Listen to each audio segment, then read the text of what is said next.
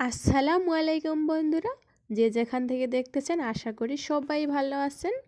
Welcome back to my channel Nasma kitchen. আজকে আমি share করব শিং মাছ দিয়ে আলু ফুলকপির ঝোল। তো বন্ধুরা দেখতেই থাকুন, আশা করি সবার ভালো লাগবে। আর ভালো লাগলে অবশ্যই চ্যানেলটি সাবস্ক্রাইব করুন, পাশে থাকা বেল আইকনটি বাজিয়ে দিন। এইখানে আমি 4টা শিং মাছ নিয়েছি আর মাছগুলোকে ভালোভাবে পরিষ্কার করে নিয়েছি। এরপর ছোট ছোট করে কেটে নিয়েছি। আলু আর ফুলকপিও কেটে নিয়েছি। এরপর আমি এগুলো এখন ভাপে নেব। চুলা জ্বালিয়ে দিলাম। 3 মিনিট ভাপিয়ে নেব।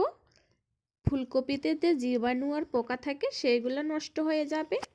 3 মিনিট আমার ভাপিয়ে নেওয়া হয়ে গেছে। এখন আমি ঠান্ডা পানি দিয়ে ধুয়ে নিব। ঠান্ডা পানি দিয়ে দেখুন এই যে ধুয়ে নিচ্ছি। 3 থেকে 4 বারের মতো পানি দিয়ে ভালোভাবে ধুয়ে নিয়েছি। সব ফুলকপি আর আলু এখন তুলে নিচ্ছি। কেটে রাখা মাছগুলোকে এখন লবণ আর হলুদ দিয়ে ভালোভাবে মাখিয়ে নেব। আর শিং মাছ হচ্ছে একটা শক্তিশালী মাছ, অনেক পুষ্টিগুণ আছে। রক্ত স্বল্পতায় যারা ভুগে তাদের জন্য অনেক উপকারী একটা মাছ, রক্তের অভাবটা পূরণ করে দেয়। এরপর চুলায় একটা ফ্রাই প্যান বসিয়ে দিলাম আর দিয়ে দিলাম সয়াবিন তেল। তেলটা ভালোভাবে গরম করে নিব। এরপর দিয়ে দিলাম কাঁচা লঙ্কা আর পেঁয়াজ কুচি। এখন ভেজে নিব। পেঁয়াজগুলোকে লাল লাল করে ভেজে নিব। পেঁয়াজ ভেজে নেওয়া হয়ে গেছে। এখন দিয়ে দিব মাছগুলো। আপনারা চাইলে আগে থেকেই মাছটা ভেজে নিতে পারেন, যারা কাঁচা মাছ খেতে পারেন না। কিন্তু আমি বলবো শিং মাছ এইভাবে রান্না করে খাওয়া উচিত। তেলে ভেজে নিলে পুষ্টিগুণটা নষ্ট হয়ে যায়। এইভাবে একদিন রান্না করার ট্রাই করবেন, আশা করি অনেক ভালো লাগবে। এরপর লবণ হলুদ লাগিয়ে থাকা বাটিটাতে সামান্য একটু পানি দিয়ে দিলাম। তাহলে মাছটা ভালোভাবে সিদ্ধ হবে। একটু নাড়াচাড়া করে দিয়ে ঢেকে দিয়ে দিলাম। চুলার আঁচটা মিডিয়ামে রাখতে হবে। 4 থেকে 5 মিনিট পর ফিরে আসলাম আর ঢাকনা উঠিয়ে আর একটু নাড়াচাড়া করে নিলাম। মাছ সিদ্ধ হয়ে গেছে। এখন কিছুক্ষণ ভেজে নিব। এই মাছ রান্নাটা আমি আমার মায়ের কাছ থেকে শিখছি। আমার মা এইভাবেই রান্না করে আর আপনাদের সাথে শেয়ার করলাম।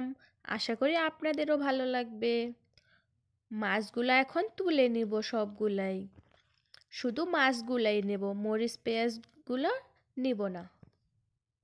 এই যে দেখুন সব মাছ তুলে নিয়েছি। এখন এই মরিচ পেঁয়াজগুলোর উপরেই ফুলকপি আর আলুগুলো দিয়ে দিব। এরপর দিয়ে দিলাম লবণ আর হলুদ। এখন একটা ছুরির সাহায্যে নাড়াচাড়া করে নিব। সব হলুদ আর লবণ মিশিয়ে নেব। সব মিশিয়ে নেওয়া হয়ে গেছে। এখন আমি দিয়ে দিব পানি। পানিটা আমি একটু বেশি করে দিব, যেহেতু আমি ঝোল করব। একবারেই পানি দিয়ে দিব, পরবর্তীতে আর পানি দিব না। এরপর ঢেকে দিয়ে দিব। আলু আর ফুলকপিগুলোকে সিদ্ধ করে নেব। আলু আর ফুলকপিগুলো সিদ্ধ হয়ে গেছে।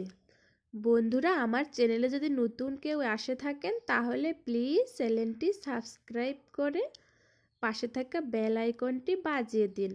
লাইক কমেন্ট অ্যান্ড শেয়ার করতেও একদম ভুলবেন না। এখন আমি দিয়ে দিব মাছগুলা। এই মাছের তরকারিটা আমি অল্প তেল ঝাল মশলায় করে নিলাম। স্বাস্থ্যকর একটা হেলদি তরকারি, শরীরের জন্য অনেক উপকারী। এরপর দিয়ে দিলাম একটা টমেটো কুচি। শীতকাল তো চলেই যাচ্ছে, শীতকালীন সবজিগুলো আর পাওয়া যাবে না।